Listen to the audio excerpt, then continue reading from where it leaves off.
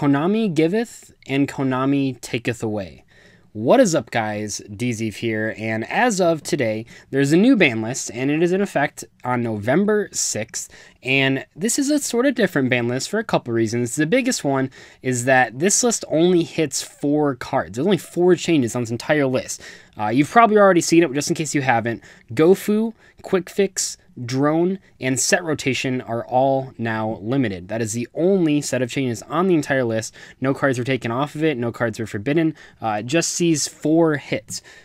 Today, I want to address 2 claims that I see being made and debunk them. The first one is addressing the problem with whether or not this is an emergency ban list. The second one is that I want to talk about the whole idea of not putting set dates on ban lists, and if Konami finally figured out how to make it work. And so the first claim. You're going to click a video if it says emergency ban list. You're just more likely to. It sounds more dramatic, gets people flood into those videos, and I'm going to tell you just straight up, if a person is putting emergency ban list in the title of the video, they are either purposely deceiving you or they don't realize all of the facts.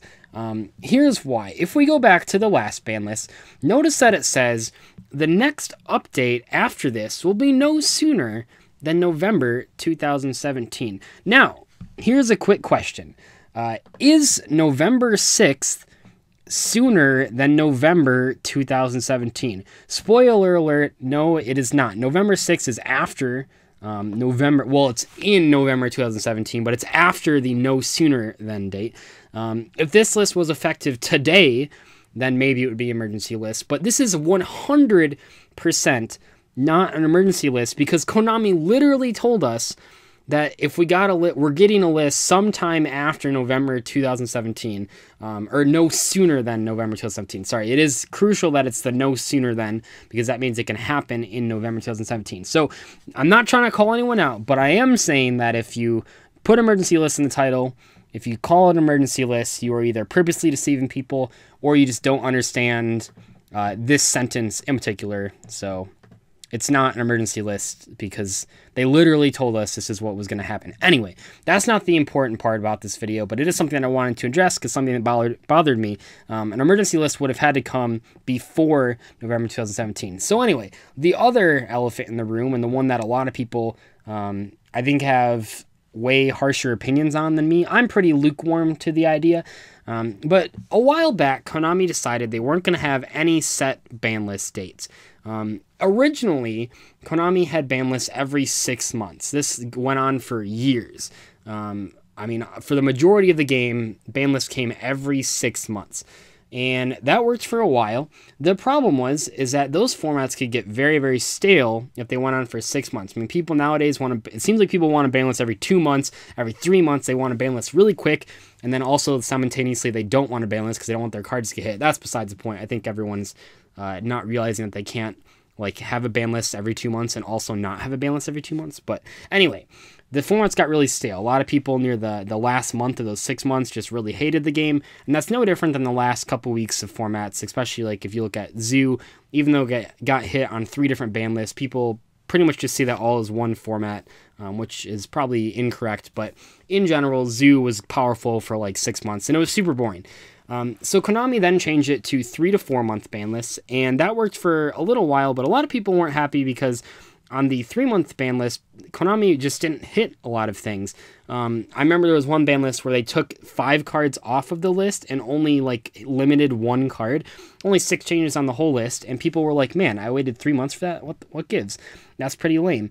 And after that, after seeing Konami do that a couple times, people started getting angry. So what did Konami do? Well, they just said, you know what? We're not going to give you any ban list date.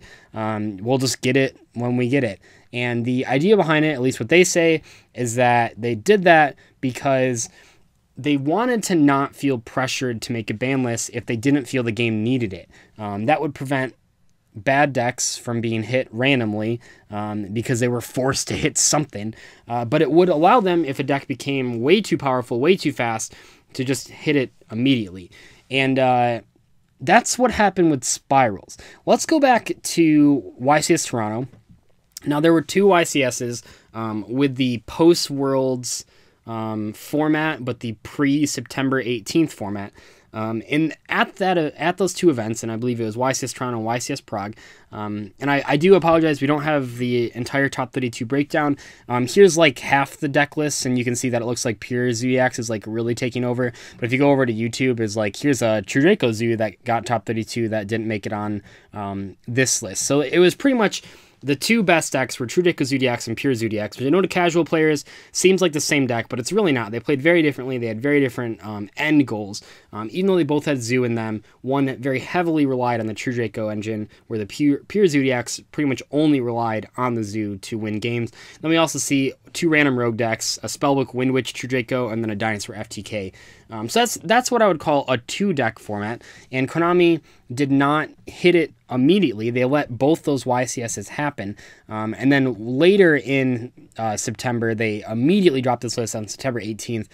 So we had about 2.5 weeks after YCS Toronto happened, I believe, maybe 3 weeks, where you had to play with that format.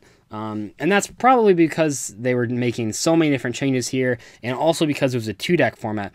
But now, that's not the case with Spirals. Spirals took so many spots in the top 32 of Dallas and of London that they definitely deserved to get hit. I don't think that was a question on anyone's mind. The only question was how soon, and why is this one happening so soon? Well, it's a pretty big difference when you have one deck that's basically the same list for every single person, taking 29 spots out of top 32. That's pretty different than when you have two different decks, even if they have the same engine in them, taking that many spots, and especially because there were different variants of True Draco Zodiacs. Some played a heavier engine of True Draco, some played a lighter engine.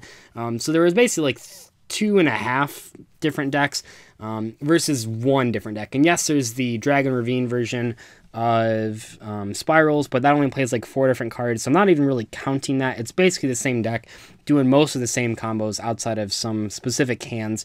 But Spirals are obviously way too dominant, and because of this, Konami hit them really soon here. I know a lot of people like to say, oh, Konami will never hit new product, and while they technically didn't hit new cards like Spiral Double Helix, I felt like that would have been a really dumb hit. This is clearly like the best way to go if you want to make the deck still playable, but not as overpowering, not overpowering at all, not tier 0 or anything. And some might say that this was always going to happen, but if you look back at the Zodiac Duelist and the Facebook posts from players before Spirals came out, a lot of people, and I mean a shit ton of people, truly thought that Spirals would not be tier 0 in the TCG for a lot of reasons. The big ones being that we had a lot more Magician and ABC cards that the OCG had hit on their Forbidden Limited list, and then also that in general the TCG is a lot more resistant to tier 0 formats than the OCG. The OCG tends to really pick a deck and then just play it infinitely.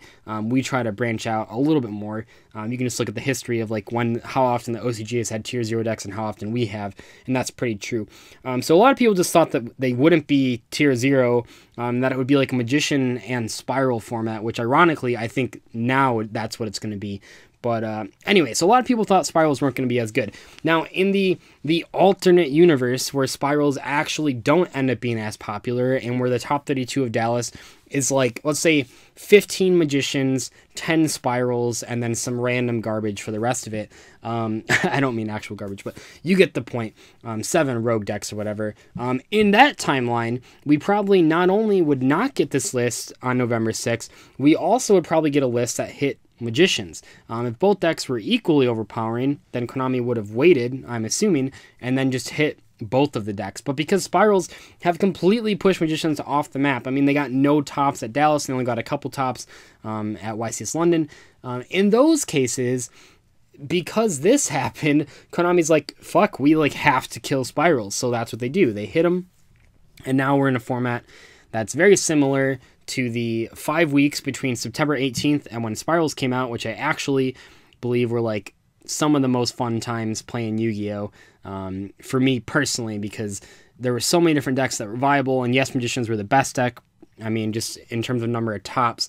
it was beatable. It was manageable. You didn't have to main 15 hand traps to beat magicians. You did have to main 15 hand traps to even have a chance against spirals, and that's just insane.